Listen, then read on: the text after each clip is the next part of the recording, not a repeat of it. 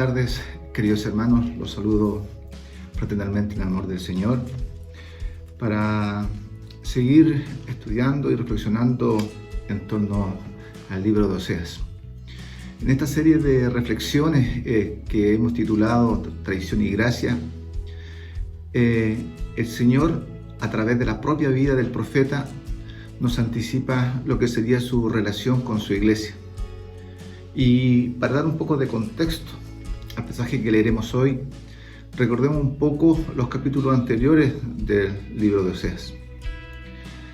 El Señor manda al profeta a que se case con una mujer infiel.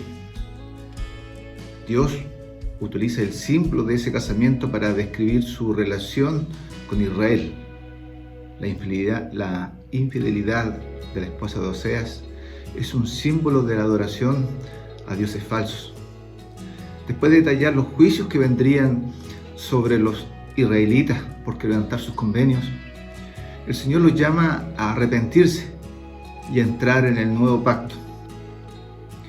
El pueblo de Israel rechaza el conocimiento y la verdad del evangelio que había recibido y cometió grandes pecados e iniquidades. Oseas entonces llama a su pueblo a regresar al Señor. Por medio de Oseas, entonces, el Señor nos indica cómo castigará al pueblo, a ese pueblo escogido, por los pecados que está cometiendo. El Señor recuerda que Él sacó a su pueblo de Egipto, pero éste rechazó a Dios. El pueblo de Israel se rebeló contra la palabra de Dios. Su condición era la de un pueblo que, aun cuando decían amar a Dios y cumplían ciertas tradiciones, su actitud era de desobediencia, era una actitud de rebelión. De hecho, el propio Señor dice en el mismo capítulo: aun cuando me llamen Altísimo, la verdad es que no me quieren enaltecer. Efectivamente, con sus labios decían amar a Dios, pero sus hechos reflejaban cosas distintas. Decían amar a Dios, pero amaban el pecado. Todo lo descrito debía traer consecuencias para este pueblo desobediente y carente de arrepentimiento. Veamos entonces lo que nos dice el capítulo 11 en sus versos 8 al 12. ¿Cómo podré abandonarte, oh Efraín? ¿Te entregaré yo, oh Israel? ¿Cómo podré yo hacerte como Adma o ponerte como a Zeboim? Mi corazón se conmueve dentro de mí, se inflama toda mi compasión. No ejecutaré el ardor de mi ira, ni volveré para destruir a Efraín. Porque Dios soy y no hombre, el santo en medio de ti, y no entraré en la ciudad.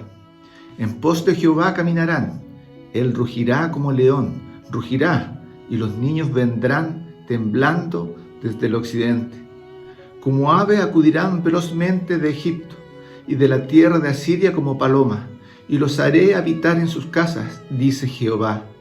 Me rodeó Efraín de mentira, y la casa de Israel de engaño. Judá aún gobierna con Dios, y es fiel con los santos.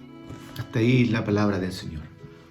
Para poder adentrarnos en la reflexión de este pasaje bíblico, los invito entonces, queridos hermanos, que tengamos un momento de oración para que el Señor nos guíe, nos dé sabiduría, para que abra nuestro entendimiento, para que su palabra obre con poder en nuestras vidas. Oremos. Padre amado, Señor, nos inclinamos una vez más ante tu presencia en este día, rogando que tu Espíritu Santo, Señor, esté con nosotros en esta hora. Rogamos, Señor, que seas tú, Señor, el que en este momento esté gobernando, Señor, nuestro pensamiento, esté también en nuestra alma y nuestro corazón, para que podamos ser llenos de ti, Señor. Queremos dedicar nuestra vida a ti.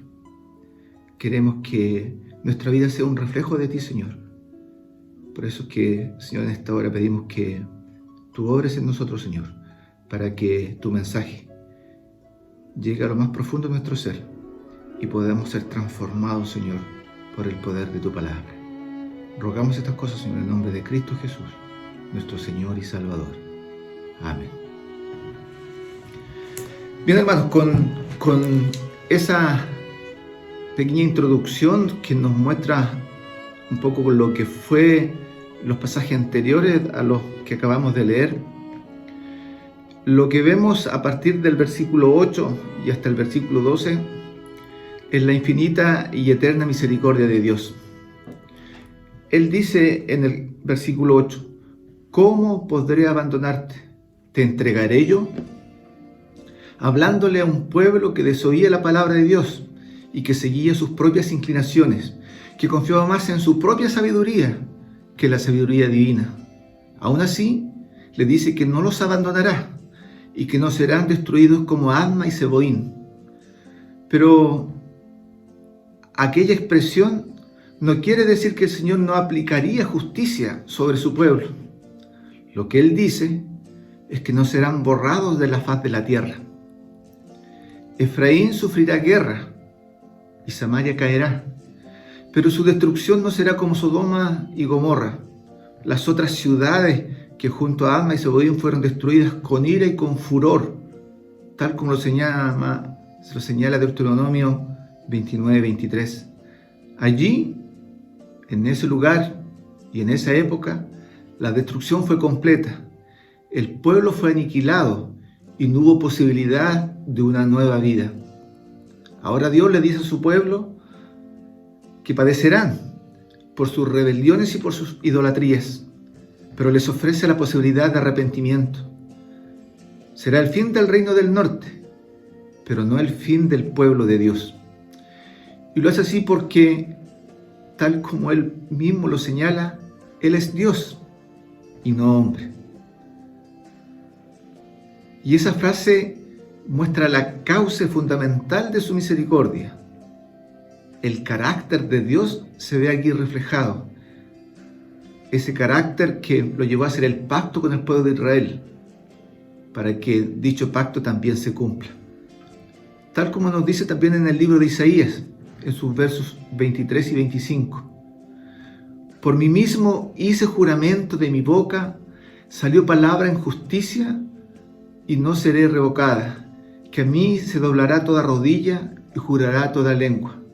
Y el verso 25 nos dice, en Jehová seré justificada y se gloriará toda la descendencia de Israel.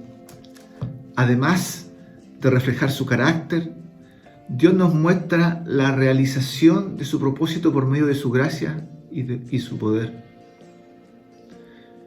Y el verso 10 nos indica cómo será esa relación con su pueblo.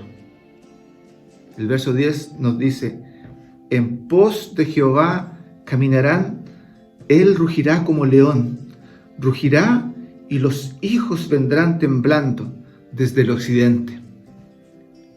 El versículo relata una nueva época en que su pueblo le seguirá y obedecerá y será fiel a su voluntad. Pasará aquel tiempo en que su pueblo deje de regocijarse de la maldad. Pasará aquel tiempo en que el pueblo comía, pero no se saciaba, en que fornicaba, pero no se multiplicaba.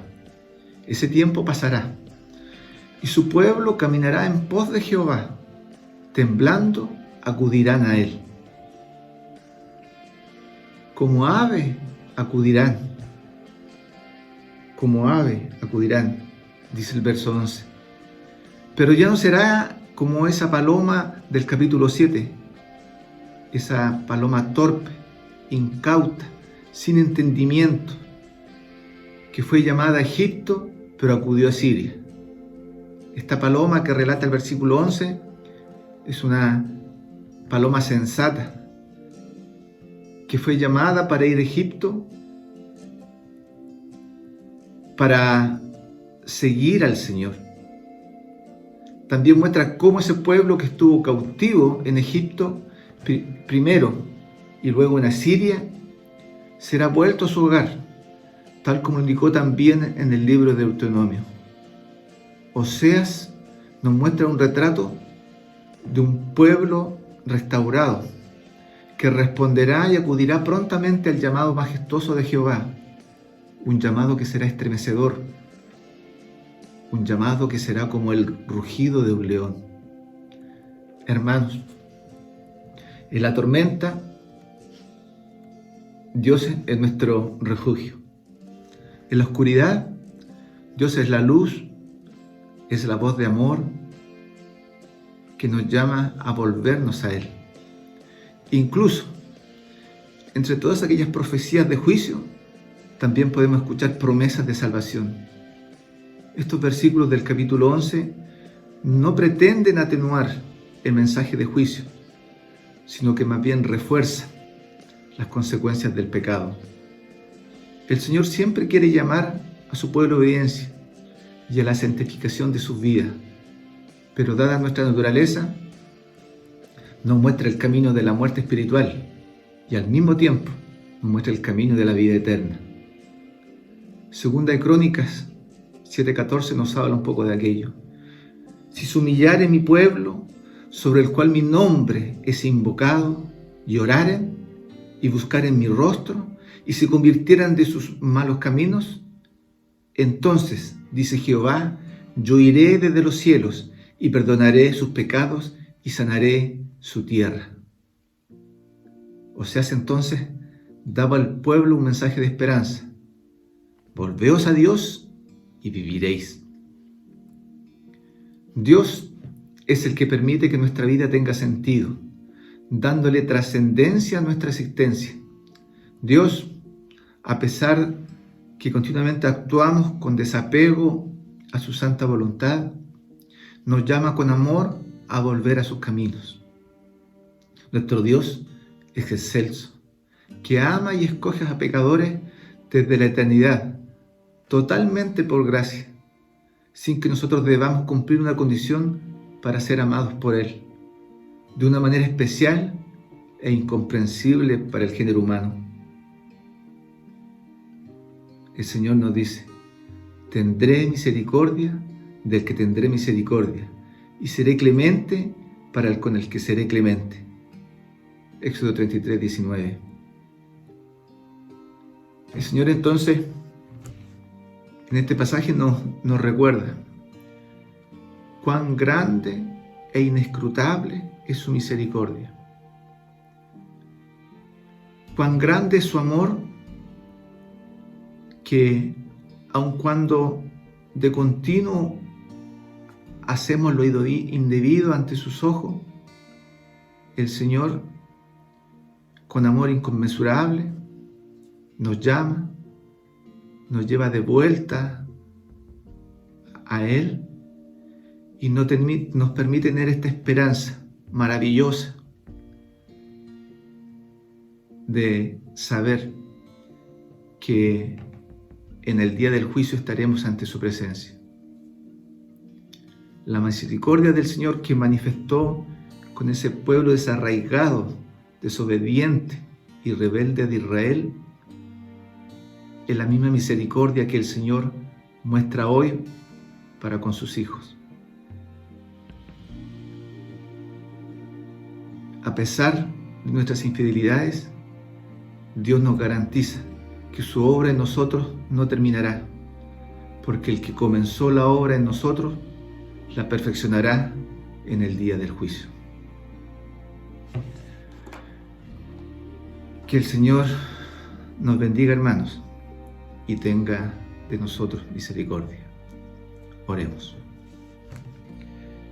Padre amado,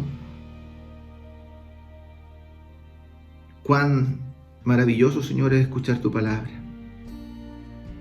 Cuán precioso, Señor, es llenarnos de ti, sabernos hijos tuyos desde la eternidad, Señor, y que fuimos escogidos y llamados, Señor, para ser hijos tuyos. Gracias, Padre, por este don que tú nos regalas. Gracias, Señor, porque a pesar de nuestro continuo pecar, Señor, tú una y otra vez nos perdonas, Señor, nos llamas a arrepentimiento y nos muestras tu amor. Gracias por tu misericordia, Señor. Apiádate de nosotros y permítenos, Señor, caminar en santidad de vida para la edificación de nuestras vidas y para gloria tuya. En el nombre de Jesús pedimos todas estas cosas. Amén.